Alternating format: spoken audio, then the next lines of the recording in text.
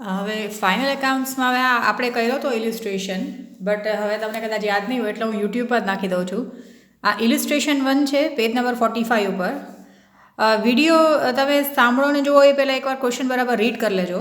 હું એડજસ્ટમેન્ટથી સ્ટાર્ટ કરું છું. ક્વેશ્ચનમાં ટ્રાયલ બેલેન્સમાં કંઈ એટલું બધું ખાસ નથી, બટ ક્લોઝિંગ સ્ટોકને એડજસ્ટમેન્ટ્સને એમાં અમુક છે. અને તમારા ફર્સ્ટ ચેપ્ટરમાં પેજ નંબર 11માં એવું એક સ્ટેટમેન્ટ આપ્યું હતું કે જો ઇન્ટરેસ્ટ ઓન કેપિટલને ચાર્જ એવું વર્ડ યુઝ કર્યો હોય, જેમ કે આ સમમાં પણ તમને આપ્યું છે કે interest on partners capital is chargeable, તો જ્યારે ઇન્ટરેસ્ટ ઓન કેપિટલને ચાર્જ કીધું હોય તો એ કેસમાં લોસ હોય ને તો પણ ઇન્ટરેસ્ટ ઓન કેપિટલ કેલ્ક્યુલેટ કરવાનું આવે. એટલે આ સમ આપણે કરશું ત્યારે આપણે આ સમમાં પ્રોફિટ એન્ડ લોસ અકાઉન્ટમાં નેટ લોસ આવે છે, બટ સિન્સ એમાં તમને ચાર્જ કીધું છે એટલે આપણે ઇન્ટરેસ્ટ ઓન કેપિટલ તો પણ પ્રોવાઈડ કરશું. પછી બીજું એક નવું એ છે કે જ્યારે ડેપ્રિસિએશન આપણને ટ્રાયલ બેલેન્સમાં આપ્યું હોય, જેમ કે મશીન અને ડેપ્રિસિએશન ઓન મશીન પણ ટ્રાયલ બેલેન્સમાં છે, અને જો એડજસ્ટમેન્ટમાં પણ હજી ડેપ્રિસિએશનનું કંઈ પણ કીધું હોય, જેમ કે અહીંયા આ મશીન્સ અને ડેપ્રિસિએશન ઓન મશીન તમને આપ્યા છે ટ્રાયલ બેલેન્સમાં, એના સિવાય પણ તમને આપ્યું છે કે પ્રોવાઈડ 10% ડેપ્રિસિએશન ઓન મશીન. તો જેમ કે એડજસ્ટમેન્ટમાં હજી તમને ડેપ્રિસિએશન કીધું હોય તો આ જે ડેપ્રિસિએશન છે એ 10% કેલ્ક્યુલેટ કરવાનું છે. એના પહેલાં તમારે ટ્રાયલ બેલેન્સને ડેપ્રિસિએશન પર્ટિક્યુલર એસેટમાં પ્લસ કરી અને પછી એના પર્સન્ટેજ કાઢવાના. એટલે આ એક પોઈન્ટ નવો છે. બીજું આમાં કંઈ એટલું બધું પ્રોબ્લેમેટિક છે નહીં. હવે આપણે આ સમ સ્ટાર્ટ કરતી વખતે હું તમને અહીંયા પોઈન્ટ બતાવતી જાઉં છું. ક્લોઝિંગ સ્ટોક 45,000 છે અને માર્કેટ વેલ્યુ 10% મોર છે. હવે મોર કીધું છે એટલે આપણે કંઈ કન્સિડર નહીં કરીએ. આ ફર્સ્ટ એડજસ્ટમેન્ટના બે ઇફેક્ટ જોજો, ક્લોઝિંગ સ્ટોક ટ્રેડિંગ અકાઉન્ટમાં ક્રેડિટ સાઇડ અને બીજી ઇફેક્ટ ક્લોઝિંગ સ્ટોકની બેલેન્સ શીટમાં એસેટ સાઇડ. તો આ ફર્સ્ટ એડજસ્ટમેન્ટના બે ઇફેક્ટ, એવું હોય તો રિપીટ કરીને કાં તો પાછો ધ્યાનથી જોજો આ વિડીયો. સેકન્ડ એડજસ્ટમેન્ટ છે 5% ઇન્ટરેસ્ટ ઓન કેપિટલ ચાર્જેબલ છે. સો ઇન્ટરેસ્ટ ઓન કેપિટલ ચાર્જેબલ છે એટલા માટે આપણે સૌથી પહેલાં જો આપણે આ ક્વેશ્ચન જોઈએ તો ક્વેશ્ચનમાં એક જ કેપિટલ અકાઉન્ટ છે, એટલે આપણે એ લોકો કહે કે ન કહે, જેમ કે એ લોકો તમે અહીંયા આન્સરમાં જોશો તો અહીંયા profit and loss appropriation partners capital અને બેલેન્સ શીટ છે. તો અકોર્ડિંગલી આપણે પણ એવી રીતે બનાવેલું છે.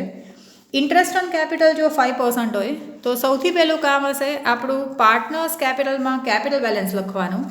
તો આ 80,000 અને 70,000 પહેલાં આપણે પાર્ટનરના કેપિટલ બેલેન્સ લખ્યા હશે અને એના ઉપર ઇન્ટરેસ્ટ ઓન કેપિટલ 5% છે.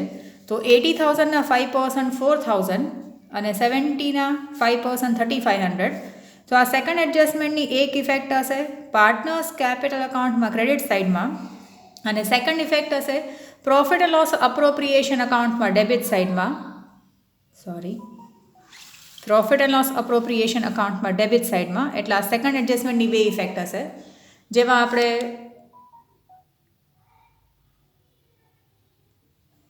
તો એના બે એડજસ્ટમેન્ટના ઇફેક્ટ જોઈ લેજો. ઇન્ટરેસ્ટ ઓન કેપિટલ પાર્ટનર્સ કેપિટલમાં ક્રેડિટ સાઇડમાં, P&L અપ્રોપ્રિએશન અકાઉન્ટમાં ડેબિટ સાઇડમાં. પછી ઇન્ટરેસ્ટ ઓન કેપિટલ પતી જાય પછી ઇન્ટરેસ્ટ ઓન ડ્રોઈંગ્સ 10% છે. તો એના માટે આપણે ડ્રોઈંગ્સ ગોતીએ ટ્રાયલ બેલેન્સમાં. તો ટ્રાયલ બેલેન્સમાં અહીંયા તમે ડ્રોઈંગ્સ જોશો,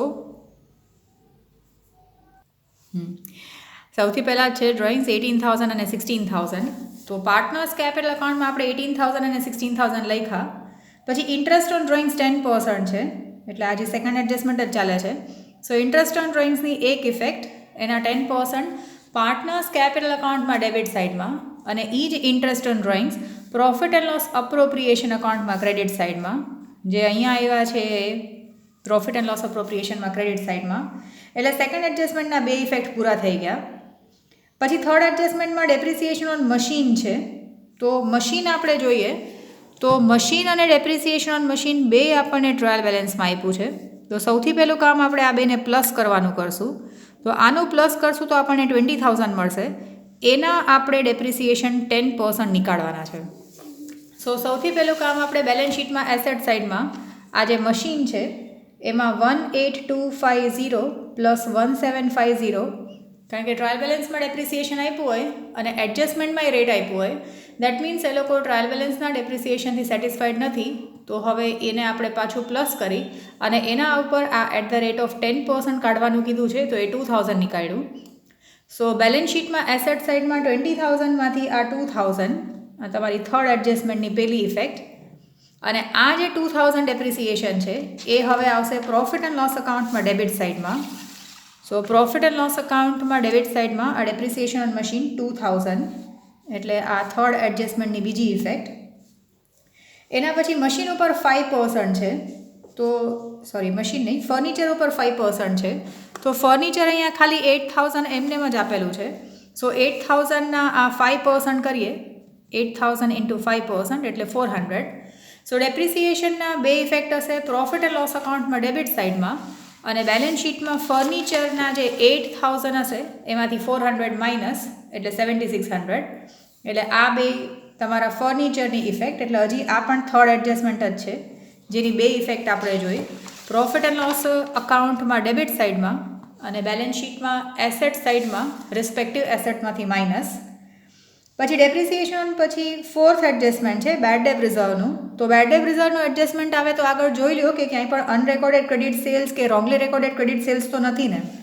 તો આગળમાં તો આઉટસ્ટેન્ડિંગ એક્સપેન્સ છે અને ઇન્ટરેસ્ટ ઓન કેપિટલ પે કરવાનું છે, ઇવન ઇફ લોસ, ખાલી ઇન્ફોર્મેશન છે. સો હવે આપણે બેલેન્સ શીટમાં ડેટર્સથી સ્ટાર્ટ કરવાનું ચાલુ કરીએ. તો આપણે અહીંયા ડેટર્સ આપ્યા છે ટ્રાયલ બેલેન્સમાં 45000, એ 45000 લખ્યા. પછી આપણી ફોર્મેટ પ્રમાણે માઇનસ બેડ ડેપ ટેસ્ટ પર એડજસ્ટમેન્ટ કરવાનું હોય. તો આપણને બેડ ડેપ ટેસ્ટ પર એડજસ્ટમેન્ટ છે જ નહીં, તમને આપ્યું છે પ્રોવાઈડ 5% બેડ ડેપ રિઝર્વ. તો બેડ ડેપ તો છે નહીં એટલે અહીંયા ડેશ કર્યું. અને પછી બેડ ડેપ રિઝર્વ 5% છે. સો 45000ના 5% કરીએ તો 2250, અને એ માઇનસ કરીએ ને આઉટર કોલમમાં. તો આ તમારું ફોર્થ એડજસ્ટમેન્ટ છે, એની એક ઇફેક્ટ. અને પ્રોફિટ એન્ડ લોસ અકાઉન્ટમાં આપણે આ બેડ ડેપની આખી કથા કરીએ છીએ. તો આ બેડ ડેપ્ટ as per trial balance, at bed ડેપ્ટ એઝ પર adjustment, at BDR as per adjustment, and living one line minus bed ડેપ્ટ reserve as per trial balance. તો બેડ ડેપ્ટ એઝ પર એડજસ્ટમેન્ટ જે છે એ જ છે ખાલી આપણી પાસે અહીંયા 2250. તો એ આપણે એડજસ્ટમેન્ટના 2250 અહીંયા લખી નાખ્યા. પછી ટ્રાયલ બેલેન્સમાં જોઈ લઈએ કે બેડ ડેપ્ટ એઝ પર ટ્રાયલ બેલેન્સ છે. તો અહીંયાથી આપણે જોઈએ છીએ તો બેડ ડેપ્ટ એઝ પર ટ્રાયલ બેલેન્સ 400 છે.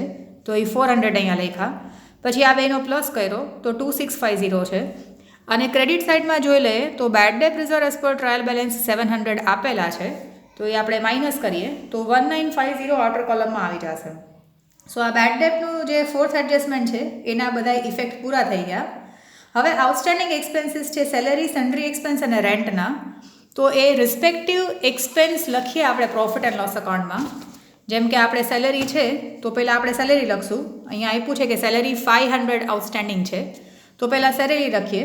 સેલેરી આપણે ટ્રાયલ બેલેન્સમાંથી ગોતશું. તો અહીંયા આગળ આવે છે સેલેરી 15,000. સો 15,000માં પ્લસ 500. પછી સન્ડ્રી એક્સપેન્સ ગોતીને, તો સન્ડ્રી એક્સપેન્સ જે છે એ તમને અહીંયા આપેલા છે, એ પણ 1500 છે. તો એમાં પણ 1500માં 150 આઉટસ્ટેન્ડિંગ છે. અને રેન્ટ પણ ગોતી લઈએ. તો પ્રોફિટ એન્ડ ટ્રાયલ બેલેન્સમાં આપણે અહીંયા રેન્ટ જોઈએ તો રેન્ટ એન્ડ ટેક્સીસ આપ્યા છે 5000. તો રેન્ટ એન્ડ ટેક્સીસમાં 5000માં પ્લસ 150. એટલે આ જે ફિફ્થ એડજસ્ટમેન્ટ છે એની એક ઇફેક્ટ કે આ આઉટસ્ટેન્ડિંગ અમાઉન્ટ આપણે બધામાં પ્લસ કર્યા. અને એ જ ત્રણ outstanding amount since they are given in adjustment. So balance શીટમાં લાયબિલિટી સાઇડમાં 150, 150 અને 500. સો બેલેન્સ શીટમાં લાયબિલિટી સાઇડમાં આઉટસ્ટેન્ડિંગ એક્સપેન્સીસમાં આ ફિફ્થ એડજસ્ટમેન્ટની બીજી ઇફેક્ટ અનપેડ સેલેરી, પછી આ સન્ડ્રી એક્સપેન્સ અને રેન્ટ, એ ત્રણેય જે એડજસ્ટમેન્ટમાં આપ્યા છે એ આપણે લાયબિલિટી સાઇડમાં લખી નાખ્યા. હવે એડજસ્ટમેન્ટના બધા જ ઇફેક્ટ પૂરા થઈ ગયા. હવે ટ્રાયલ બેલેન્સમાંથી સ્ટાર્ટ કરીએ. તો ટ્રાયલ બેલેન્સમાં આપણે આ ડેબિટ સાઇડનું સ્ટાર્ટ કરીએ. તો આ ડ્રોઈંગ્સ જે છે એ તમે જોજો 18,000 અને 16,000 હવે લખાઈ ગયું, કારણ કે આપણે ઇન્ટરેસ્ટ ઓન ડ્રોઈંગ્સ કર્યું હતું. એના પછી ડેટર્સ છે તો ડેટર્સ પણ લખાઈ ગયું, કારણ કે બેલેન્સ શીટમાં ડેટર્સમાં આપણે એડજસ્ટમેન્ટ હતા. હવે સ્ટોકમાં તમને 1/4/2016 આપ્યું છે અને ટ્રાયલ બેલેન્સની ડેટ 31 માર્ચ 17 છે. સો એનો મતલબ કે આ ઓપનિંગ સ્ટોક છે. તો ઓપનિંગ સ્ટોક આવે ટ્રેડિંગ અકાઉન્ટમાં ડેબિટ સાઇડમાં 25,000.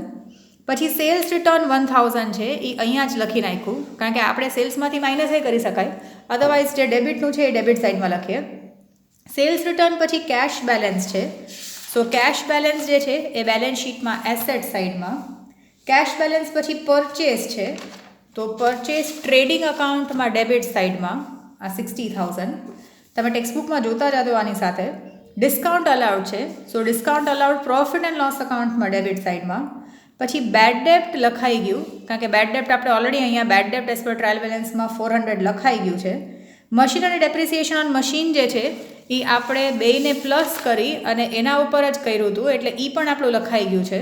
એટલે મશીનને ડેપ્રિસિએશન ઓન મશીન પાછું લખવાનું નહીં આવે. પછી ફર્નિચર જોશો તો ફર્નિચર પણ લખાઈ ગયું, કારણ કે એમાંથી આપણે ડેપ્રિસિએશન માઇનસ કર્યું હતું. ફર્નિચર પછી સન્ડ્રી એક્સપેન્સ છે. સો સન્ડ્રી એક્સપેન્સ પણ આપણે લખી નાખ્યું, બિકોઝ આપણે અનપેડ કે આઉટસ્ટેન્ડિંગ એમાં પ્લસ કર્યું હતું.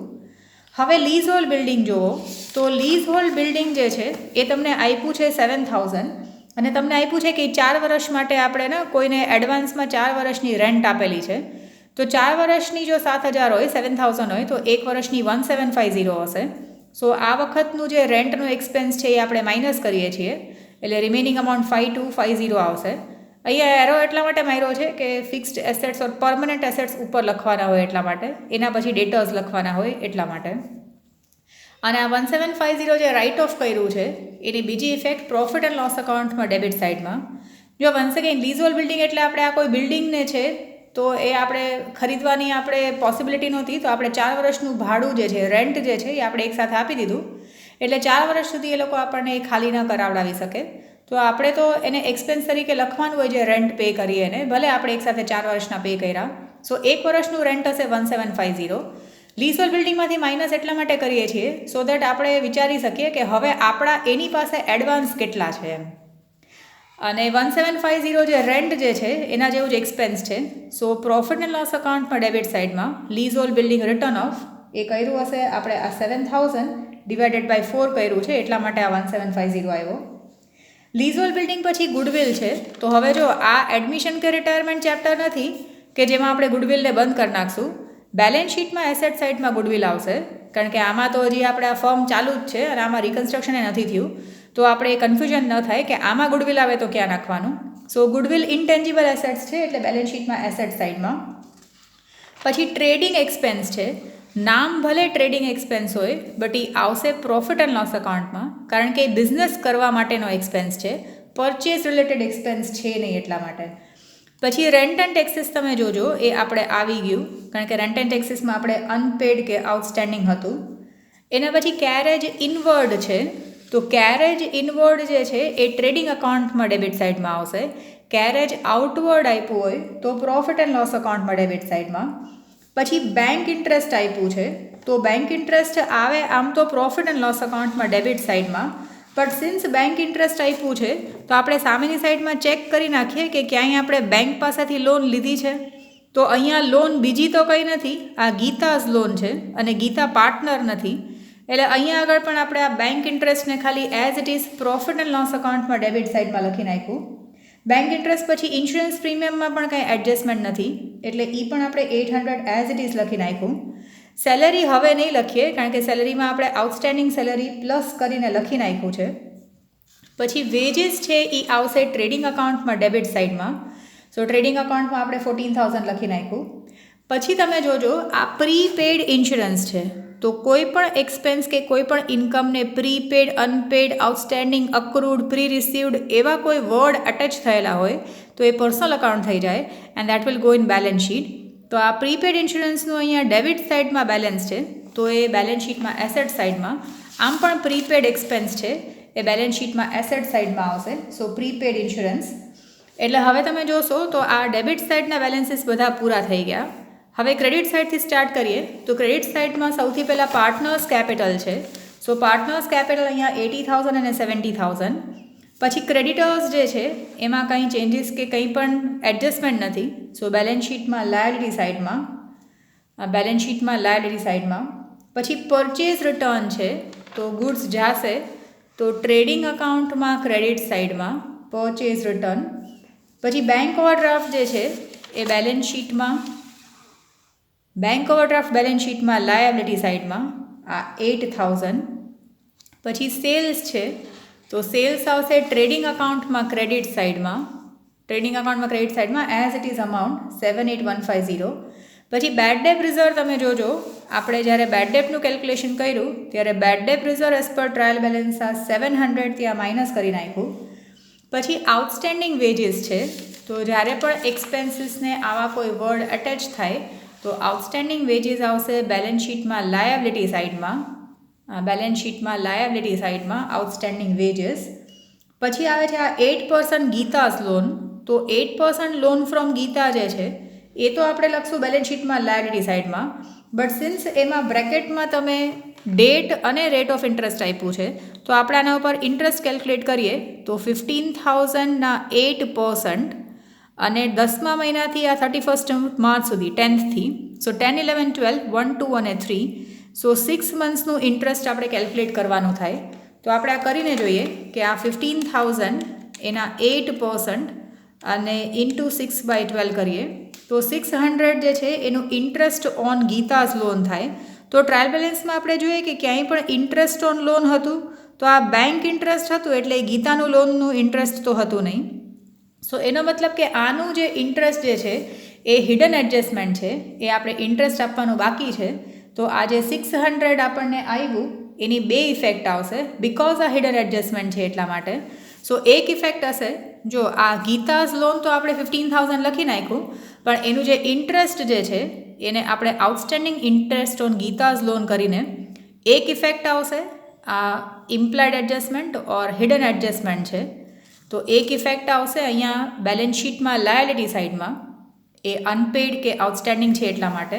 અને since it is an expense for current year so profit and loss અકાઉન્ટમાં ડેબિટ સાઇડમાં પણ આવશે to outstanding interest on Geeta's loan 600. તો આ જે છે જ્યારે પણ તમને ક્વેશ્ચનમાં ટ્રાયલ બેલેન્સમાં બ્રેકેટમાં કંઈ પણ ઇન્ફોર્મેશન આપી હોય તો હંમેશા એ હિડન એડજસ્ટમેન્ટ હોય અને આના પણ 2 ઇફેક્ટ આવશે.